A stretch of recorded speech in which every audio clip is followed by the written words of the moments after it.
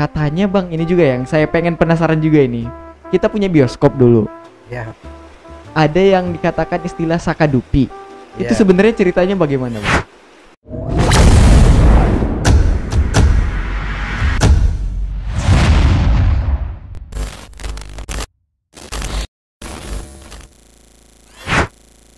Nah, teman ngobrol semuanya, saya kenalin dulu. Jadi di depan saya ini ada Bang Khairuddin Nasution. CV-nya nanti saya kasihkan screenshotnya, jadi teman-teman bisa lihat. Beliau ini salah seorang yang berpengaruh di Kota Padang Sidimpuan dan juga politisi yang ada di kota kita ya Bang ya. Hari ini kita ini mau ngobrol seputaran sekilas cerita lahirnya Pemko Padang Sidimpuan nih Bang. Jadi sebenarnya kata Padang Sidimpuan ini lahirnya dari sebutan apa sih Bang? Kenapa kota kita ini disebut Padang Sidimpuan? Baik, kalau yang saya tahu memang asal kata sejarahnya itu memang Padang Nadimpu gitu. Padang Nadimpu ya Bang? Ya, Padang Nadimpu itu bukit yang agak tinggi. Posisinya itu sekitar di, kalau sekarang Jalan Stombol atau Kampung Bukit. Kampung Bukit yang sekarang ya Bang ya? Iya. Jadi itulah kalau dari asal muasal barangkali. Tetapi di dalam dokumentasi sejarah, kalau saya perhatikan mulai dari zaman Belanda dahulu itu penulisannya itu Padang Sidempuan gitu. Dipisah Bang, Padang. Dipisah ya, Padang spasi Sidempuan. Dia menggunakan E gitu, huruf E. Jadi ini juga termasuk di dalam dasar bagi DPR RI atau pemerintah pusat ya, untuk penulisan tersebut dicantumkan di dalam Undang-Undang Nomor 4 Tahun 2001. Jadi berarti itu sudah ada KBBI ya Bang ya? Ya sudah ada. Sudah ada, dan di penulisan Padang spasi Sidempuan itu sudah disempurnakan dengan ejaan terakhir. Iya. Nah, jadi kalau yang saya katakan tadi itu saya juga pernah menemukan sebuah peta ya. Iya. Di zaman Belanda waktu ada namanya pembangunan jembatan Batang Toru pada tahun 1831. Iya, jadi dia menyebutkan di situ dalam dokumen itu ada Padang Sidempuan gitu. Padang memang terpisah tadi gitu. Jadi makanya juga itu harus tetap kita kita pegang teguh ya, sesuai dengan aturan, walaupun mungkin di dalam asal kata Padang Sidempuan tadi adalah Padang Nadimpu gitu. Artinya ada semacam asimilasi kata ya. Iya. Nah, ketika kata dasar itu lama-lama berubah menjadi sebutan yang berbeda dari sebutan yang pertama, tetapi tidak mengurangi substansinya gitu. Sama dengan misalkan kalau kita tilik sejarah dari Medan. Iya. Medan itu kan nanti ada beberapa literatur yang mengatakan itu Maidanu gitu, lapangan yang luas gitu, bahasa Arab gitu. Kenapa orang Arab pernah membuka lapangan luas gitu ya Bang? Tempat berjualan transaksi di situ pasar di lapangan yang luas ini, dan juga tempat berlabuhnya beberapa perahu-perahu begitulah di Sungai Deli. Jadi Maidanu lama-lama terjadi asimilasi kata jadi Medan. Gitu. Padang Sidimpuan juga begitu barangkali, Padang Nadimpu ini gitu. Iya. Nah, terjadilah mana Padang Nadimpu, Padang Sidimpuan. Sidimpuan. Itu biasa kan ada asimilasi kata gitu. Karena orang-orang juga berubah pengucapannya juga ya Bang ya, faktor pengucapan tadi. Sama dengan seperti Minangkabau. Kalau kita telisik dia sejarahnya itu kan bukan Minangkabau tapi Menang Kerbau. Terjadi di zaman Majapahit dulu, ada anak kerbau yang menang melawan induk kerbau begitu. Jadi Minangkabau, gitulah. Ada asal katanya yang berasimilasi menjadi singkatan yang sekarang begitu. Sama juga berarti Bang dengan yang saya pelajari, karena saya ini kan ekonomi syariah. Iya. Nah, saya itu kemarin waktu belajar namanya asuransi. Iya. Nah, katanya asuransi itu dulu asal katanya dari waktu mau berlayar. Jadi segala pedagang-pedagang itu kumpul dulu karena takut ada yang kecelakaan. Musyawarah, assurance. Nah, jadi kayak gitu ya. bisa jadi. Jadi Padang Nadipu juga hampir sama gitu ya Bang ya? Iya, ada asimilasi kata lah menjadi Padang Sidempuan. Padang Sidempuan. Tapi yang sekarang kan Bang itu penulisannya Padang Sidempuan ya, untuk yang sering kita lihat sekarang.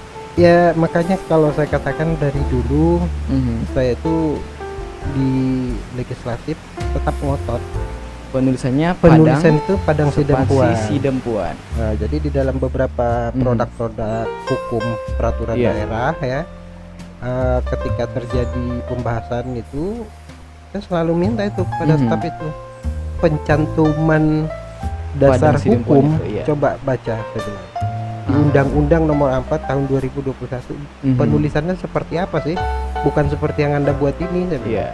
Sesuaikan aja langsung seperti yang ada di undang-undang, disesuaikan dengan dokumen yang ada. Iya, karena itu dasar hukum gitu. Tapi saya nggak tahu ya, mana tahu hari ini ada perubahan terhadap undang-undang tersebut, apakah judulnya atau isinya saya belum pernah baca gitu. Makanya saya tetap konsisten dengan memegang teguh penulisan Padang Sidempuan. Iya. Jadi kalau Padang Sidempuan sendiri ya Bang, secara pemerintahan lahirnya kapan sih Bang? Artinya pemerintahan itu kan sejak adanya undang-undang itu. Diakui dia tentang pembentukan Kota Padang Sidempuan tanggal 17 Oktober tahun 2001. 17 Oktober 2001. Nah, jadi ketika itu ditetapkan oleh pemerintah pusat yang menjadi wali kota pertamanya itu langsung adalah wali kotipnya. Wali kotip. Ya. Dulunya kan Padang Sidempuan ini ibu kota Tapanuli Selatan. Padang Sidempuan dulu ibu kota Tapanuli Selatan. Ibu kota Tapanuli Selatan. Selama ini saya berpikir Sipiro Bang. Tidak. Jadi dulunya itu di tahun 82-an ya. Itu kota administratif. Sidempuan kota administratif. Iya, Sidempuan kota administratif sebagai ibu kota dari Kabupaten Tapanuli Selatan. Iya. Nah, itu dulu dia. Jadi terus sampai di 2001. Ketika itulah baru ditetapkan menjadi daerah otonomi baru gitu. Diotonomkanlah menjadi kota sendiri. Pemerintah Kota Padang Sidempuan. Iya. Jadi ya di tahun 2001. Akhirnya sekarang sudah ada 20 tahun ya Bang ya? Ya 20 tahun lah nanti. 20 tahun dengan tahun ini. Iya. Jadi wali kota yang pertama itu diangkat langsung dulu ya Bang ya? Ditunjuk langsung oleh pemerintah pusat, yang ini Pak Dr. Andus Julkarnain Nasution. Dia wali kotipnya ketika. Wali kotipnya. Berarti untuk hingga saat ini sudah ada 3 periode ya Bang ya, yang menjadi 3 orang yang pernah menjadi wali kota. Iya. Kalau periodisasinya sendiri Bang? Pak Julkarnain itu ada 2 periode. 2 periode. Pak Andara Minarahap 1 periode. Dan yang sekarang Bapak sedang berjalan periodenya kan. Jadi sudah ada 4 periode ya Bang ya kalau untuk ke periode ya. Periode ya, karena wali kota pertama itu kan setelah penghunjukan itu dilakukan pemilihan wali kota di tahun 2002. 1 tahun kemudian lah setelah diresmikannya Pemkonya ya, setelah diterbitkan undang-undang. Kemudian dibentuk pemerintahan. Kemudian unsur pemerintahan ini kan ada juga DPRD-nya. Jadi 6 bulan setelah itu, setelah ditetapkan undang-undang itulah baru muncul 1 tahun ya. DPRD Kota Padang Sidempuan. Kemudian 6 bulan setelah dibentuk DPRD Padang Sidempuan itu baru dilakukan pemilihan kepala daerah. Langsung masih DPRD ketika itu.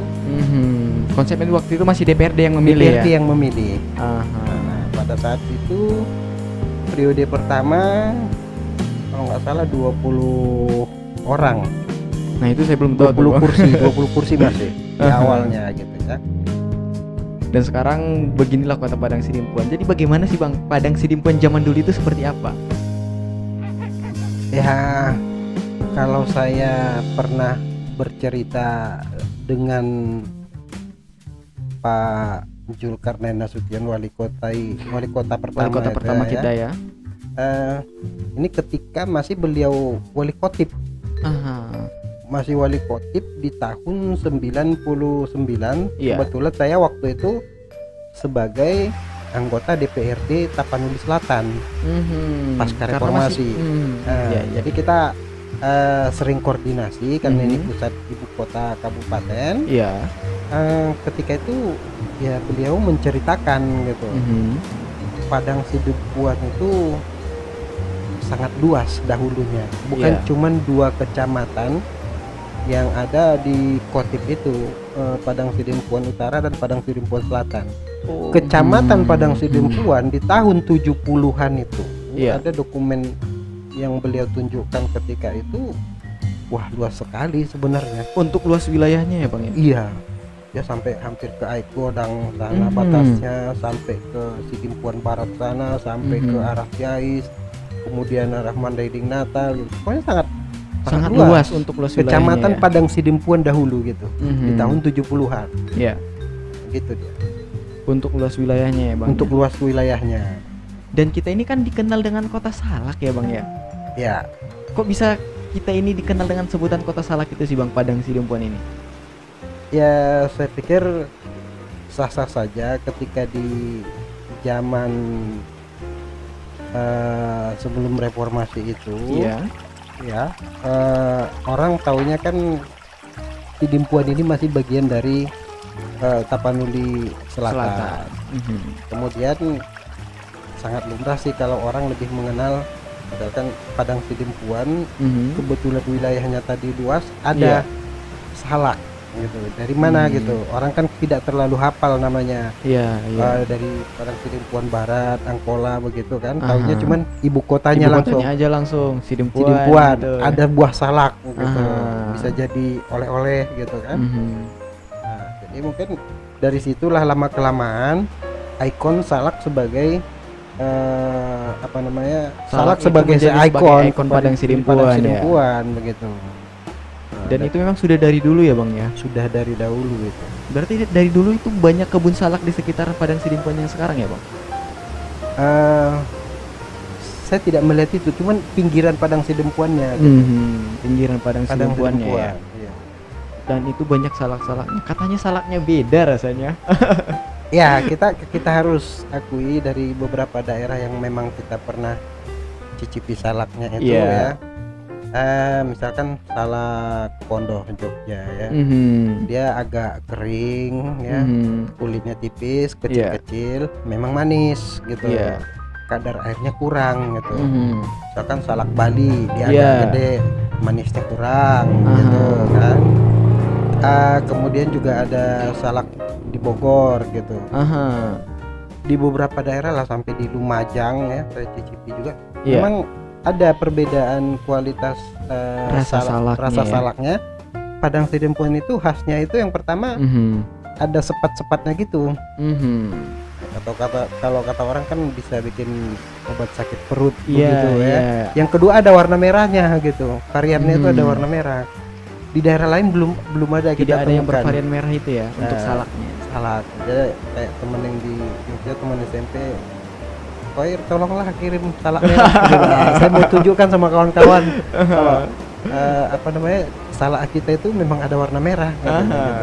Dan ini di tahun 2009 ya, 2010 pernah kita kembangkan di Padang Sidempuan ini waktu almarhum Wakil Bupati Tapsel yang Pak Arwin Siregar, Aswin Siregar ya. Itu pernah kita bagi-bagikan ini ke masyarakat. Kita ciptakan bibit-bibit dari salak merah ini untuk menjadi salah satu produk andalan unggulan kita. Nah, itu dia, karena memang tersendiri dia salak yang varian merah ini gitu. Asing dan lain ya. Dan itu membuat ciri khas dari salaknya itu sendiri ya Bang ya. Betul. Nah, balik ke tadi nih Bang, ke perjuangan lahirnya Padang Sidempuan ini. Seberapa besar sebenarnya upaya orang-orang dulu, katakanlah orang-orang yang seangkatan dengan Abang, untuk membentuk Pemkonya ini? Bagaimana prosesnya itu, perjuangan yang Abang dan teman-teman lakukan? Sebenarnya saya itu bukan merasa apa namanya ya, sulit lah, saya nggak terlalu berjasa sih sebenarnya di sini kan. Cuman tahu sejarahnya aja barangkali. Kebetulan terlibat ya dalam hal pengetikan lah beberapa dokumen. Ya perjuangan ini, pendirian Pemko Padang Sidempuan kan sudah panjang. Jadi waktu saya katakan tadi diskusi di tahun 99 dengan Pak Zulkarnain Nasution, beliau itu menunjukkan ke saya di ruangan kerjanya ya Wali Kota Padang Sidempuan ada buku yang tahun 56 oleh kayak Menteri Bappenasnya sekarang sudah mengkonsep tentang pemekaran Tapanuli Selatan ini menjadi sebuah provinsi yang terdiri dari beberapa kabupaten kota. Di tahun 56. Tahun 50-an. Iya. Di situ ada disebutkan Kota Madia Padang Sidempuan, masih Kota Madia istilahnya, belum kota gitu ya. Kota Madia. Kemudian ada Kabupaten Mandailing. Nah, ya. Kabupaten Natal. Kemudian Mandailing, Natal. Beda ya Bang ya? Beda. Kemudian ada Kabupaten Angkola Sipirok. Kemudian ada Kabupaten Padang Lawas. Iya. Itu ada di dalam dokumen itu, beliau tunjukkan ke saya. Iya. Dan ketika di tahun 92 dokumen yang saya pernah baca juga di DPRD dulu, itu sudah ada tentang pembagian menjadi 5 kabupaten Tapanuli Selatan ini, 5 kabupaten kota. Tetap aja Kota Madia Padang Sidempuan. Kemudian ada Angkola Sipirok, Padang Lawas, Mandailing Natal, dan Tapanuli Selatan sendiri. Jadi setelah itu ini kayak mandek gitu, terjadi reformasi. Tidak ada lagi upaya ya. Ketika itu juga kita lakukan diskusi lah, kita optimalkan dengan Pak Zulkarnain bagaimana agar pembangunan lebih efektif ya terhadap Padang Sidempuan, makin banyak dana turun dari pusat. Maka diskusilah kita beberapa orang dari DPRD, ada Pak Zulkarnain Nasution ya, waktu itu sebagai wakil ketua DPRD, ada Pak almarhum Ali Umar Tanjung ya, ketua fraksinya ketika itu, ketua fraksi P3 ya. Nah, beliau juga ini yang dua ini senioren betul di legislatif, di legislatif Padang Sidempuan ya Bang. Iya, karena di tahun 80-an sudah melanglang buana ya. Kemudian ada di situ juga saya lah dari fraksi PAN waktu itu ya. Kebetulan juga ada almarhum Amiruddin Lubis ya. Yang terakhir beliau sebagai kalau di pemerintahan Sekda Kota Padang Sidempuan ini di zaman Pak Zulkarnain. Bapak Amiruddin Lubis ini ya. Iya, Amiruddin Lubis. Ada kepala Kesbangnya juga waktu itu Pak Tamrin Mardia. Saya nggak tahu nih Pak beliau masih sehat atau bagaimana? Iya, saya udah lama nggak komunikasi memang dengan beliau. Gitu. Mudah-mudahan dengan adanya acara kita ini bisa dikumpulin semua ini Bang, biar kita ngobrol lagi. Rindu nggak sih Bang dengan orang-orang ini? Ya kita rindu mengingat apa namanya obrolan-obrolan kita ketika itu, candaannya semua itu menghasilkan sebuah apa namanya sebuah produk sebesar ini sekarang nih ya. Gitu. Nah, kita maksimalkan. Jadi ngobrol-ngobrol, ada namanya warung bambu. Warung bambu Pak Yuswin Damanik. Yuswin Harputra Damanik yang dulu di UGN. Iya. Nah, itu namanya dulu warung musang gitu. Jadi warung musang ini karena malam rata-rata baru ngumpul di situ. Baru namanya malam. Ya. Karena itu namanya warung musang ya. Musang, partai musang apalah gitu. Jadi nggak ada pakai apa ini lampu waktu itu kan. Iya. Ya, ngobrol. Jadi di situ kita rumuskan gitu ya, di warung itu ya bagaimanapun kita harus perjuangkan dari DPRD Tapanuli Selatan. Setelah itu kita buatlah surat dukungan dari fraksi-fraksi. Oh iya, untuk pembentukannya tadi ya Bang ya? Iya, pengusulan itu kembali. Yang pada saat itu bupatinya almarhum Pak Saleh Harahap. Ya, M Saleh Harahap. Nah, jadi Kebetulan karena memang saya pada saat itu paling muda, masih anak muda, masih energik ya bang ya. Usia berapa kira-kira waktu itu bang? 26 tahun barangkali. 26 tahun abang sudah menjadi anggota legislatif di situ ya. Ya. Jadi ketika itulah saya ngetik, saya konsep gitu. Dan saya bikin lah nama-nama fraksi gitu. Iya. Ada fraksi PDI Perjuangan waktu itu Pak Poniman kalau nggak salah sebagai ketua fraksinya, pimpinannya Pak Tamrin Siregar dari Batu Nado ini. Dari TNI Polri ada ketua fraksinya Pak Amri Nasution, Letkol udah pensiun juga itu ya. Pak Amir Abjah Rahab barangkali di daerah Unte Manis ini juga. Jadi ya dengan mereka itu saya konsep, saya jumpai mereka, teken inilah dasar kita untuk pembentukan Pemko-nya ini. Iya, pengusulan kembalinya itu ke pusat, tapi harus ada persetujuan bupati. Oh iya. Bupati induk gitu. Dan hal ini memang agak sulit ketika itu dapat kita ini. Nggak tahu saya gimana apanya. Saya dengan Pak Zulkarnain juga sering sampai berdiskusi dengan Pak Toharudin Siregar, mantan Bupati Tapang Selatan yang terkenal bagus kepemimpinannya kan. Pak Sualoon, banyaklah tokoh-tokoh mantan Bupati Tapang Selatan yang kita ajak diskusi. Beberapa tokoh masyarakat dari dunia usaha juga seperti Pak Amin kan. Nah itu juga yang ketua Kadin dulu itu sempat banyak berpartisipasi aktif bagaimana mendirikan Kota Padang Sidempuan. Seperti itulah dia. Jadi waktu beberapa kali kita minta rekomendasi dari kepala daerah, ketua dewannya waktu itu Pak Bahrum Harahap, mantan Bupati Paluta. Oh iya. Beliau sangat mendukung dengan upaya ini gitu, pemekaran ini. Jadi memang banyak tokoh-tokoh luar biasa di balik terbentuknya Pemko ini ya bang ya. Ya saya pikir itu yang lokal yang kita tahu gitu. Belum lagi nanti ada di tingkat pusat waktu itu yang membantu kita di dalam hal ke DPR RI, ke Badan Legislatif ada almarhum Abdul Asri Harahap gitu ya.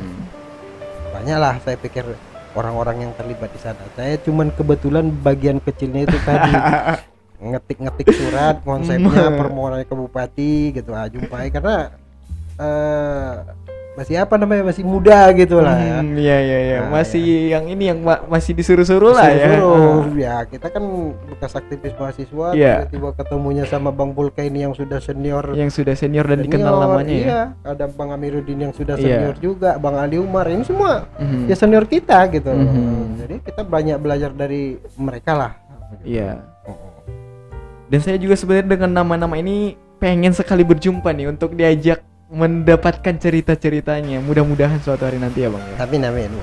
Kalau masih hidup mungkin masih bisa kita dihubungi ya. Dan dengan itu semua diskusi yang alot, perjuangan yang begitu panjang, lahirlah Padang Sidempuan secara tertulisnya kita tahu di 17 Oktober itu ya bang ya. 17 Oktober 2001. Di tahun 2001. Dan mudah-mudahan akan mendapatkan usia yang ke-20 di tahun ini. Tahun ini insyaallah. Jadi gimana nih? Kita punya beberapa foto ini bang. Kita pengen abang kasih pendapat melihat ini dulu. Ini sih apa sebenarnya bang? Kita dapat foto ini, apakah ini Padang Sidempuan atau tidak? Saya kurang tahu ini kalau foto yang begini. Cuman yang paling banyak muncul itu kan di Pajak Batu itu kan, Balerong Batu. Nah ini bang. Iya. Saya pikir ini posisinya Balerong Batu itu. Jadi bentuk pasar kita dulu seperti ini ya bang ya. Kita kan kalau kami nih ya, angkatan kami yang tahu itu pasar ya Sangkumpal Bonang Plaza. Ya, palingan kan pasar baru gitu. Dulunya itu saya masih sempat saksikan di bawah tahun 80 ya. Iya. Kalau terminal Padang Sidempuan itu Padang Sidempuan loket-loket bus ya. Itu posisinya kalau yang sekarang Medan Jaya yang di pojok lampu merah itu sederetan itu rata-rata stasiun bus gitu loketnya. ada Dian Bania, ada Sampagul, ada apa begitu ya. Di paling ujung itu kantor camat itu, kantor camat yang sekarang ya? Iya. Subur apa gitu ya, toko subur gitu. Itu lapas dulu. Lembaga pemasyarakatan, penjara. Dan di situ ada sejarah. Apa itu, Bang? Bahwa Adam Malik itu pernah ditahan di situ. Adam Malik, wakil presiden kita. Iya. Pernah ditahan di situ. Wow. Nah, itu bagian dari sejarah itu. Dan kami ini nggak tahu itu, Bang. Kalau nggak kasih tahu mana tahu saya. Jadi kan saya kayak di pos kota itu kan. Pos kota yang sekarang ya? Pos kota. Iya. Di atasnya itu kan ada kayak terasnya itu ya. Bangunan tua itu ya? Iya, ada terasnya. Dan Soekarno kan pernah berpidato di situ. Tahun 50-an. Itu waktu itu dalam konteks apa, Bang, pidatonya? Ya, saya pikir memang sejak kemerdekaan kan Soekarno dan Hatta itu kan memang rajin ya, turun ke bawah. Jadi menyampaikan bahwa kita sudah merdeka, apa semua gitu. Seperti itulah dia membakar semangat, karena memang sampai 49 itu kan agresi militer ke Belanda ini kan belum ikhlas kayaknya gitu. Belum mau melepaskan Indonesia. Itu dia. Banyak sebenarnya sih, Bang, bangunan-bangunan bersejarah di Padang Sidempuan ini. Banyak. Rumah dinas wali kota Padang Sidempuan itu yang juga sekarang dibangun dia di zaman Belanda. Yang di samping gereja kota ya, Bang ya? Iya.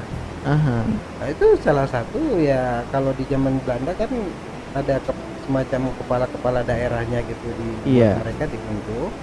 Ya disitulah ditempatkan memang dari dahulu. Yang sampai ke kuping saya itu yang ini, konsep yang huria-huria.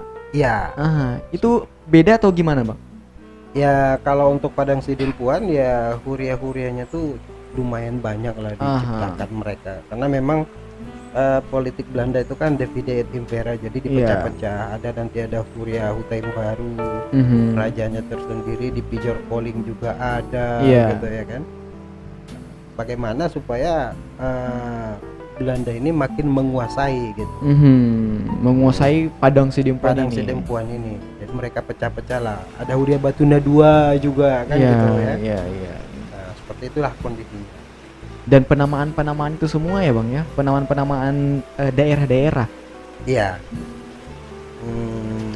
Mereka lah yang mendokumentasikannya. Tapi bukan cuma daerah sebenarnya. Beberapa perbukitan, gunung-gunung yang mengukurnya itu ketinggiannya, batas-batasnya itu kan yang memiliki dokumentasi secara hukum itu Belanda gitu. Makanya ada kata register menyebutkan untuk hutan-hutan yang dianggap penting sebagai sumber air nantinya gitu. Kalau ditebang pegunungan, pohon-pohon di gunung itu berarti nanti suatu saat sumber air akan hilang. Makanya berdampak besar ya. Iya, makanya itu harus dilindungi gitu. Mungkin ada satwa yang harus dilindungi di situ gitu. Makanya itu ada namanya hutan-hutan register ya. Iya, register itu dari mereka gitu. Kalau soal ini, Bang, pernah juga ke kuping saya yang ini, Gedung Nasional, Gedung Adam Malik, itu gimana tuh, Bang? Kalau Gedung Adam Malik saya pikir masih baru. Masih baru itu ya? Tapi gedung kantor wali kota sekarang, kantor wali kota yang Padang Sidempuan, iya, itu dulu kantor bupati. Kantor bupati yang masih Tapanuli Selatan tadi? Selatan. Dahulunya pertama kali itu kantor bupati Tapanuli Selatan, itulah kantor. Berarti Tapanuli Selatan dulu berkantor di kantor wali kota yang sekarang? Iya. Setelah berpisah, ada kantor bupati yang di ujung Padang, Jalan Kenanga Ujung. Iya. Nah, setelah dibangun itu, disitulah Bupati Tapanuli Selatan berkantor. Jadi adalah kotip, kota administratif. Iya. Dibuatlah di kantor wali kota sekarang. Jadi begitu ya, Bang ya, banyak bangunan-bangunan bersejarah sebenarnya di Padang Sidempuan ini ya. Iya, termasuk Balerong Batu itu, Pajak Batu. Balerong Batu itu adalah pajak batu. Pajak Batu. Sama tadi konteks katanya Balai Irung gitu kan, Balai Irung. Kan jadi dalam sebutan orang lebih banyak bilang Balerong. Iya. karena logat kita juga ya. Ya itulah asimilasi. Jadi itu juga bersejarah. Kalau nggak salah di tahun 53-an juga itu sudah ada. Kayu-kayunya sampai sekarang tetap kuat, kokoh. Oke. Jadi berarti belum pernah direnovasi ya, Bang? Ya renovasinya poles-poles sedikit poles-poles sedikit, tapi kayunya masih itu. Kayu yang besar-besar itu tetap itu dari zaman dahulu gitu.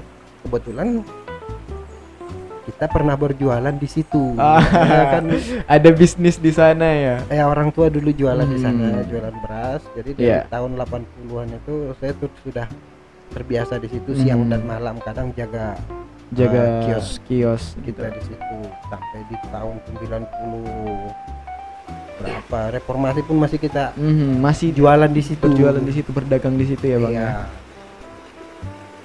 Katanya, Bang, ini juga yang saya pengen penasaran juga ini. Kita punya bioskop dulu. Ya. Ada yang dikatakan istilah sakadupi. Itu sebenarnya ceritanya bagaimana, Bang?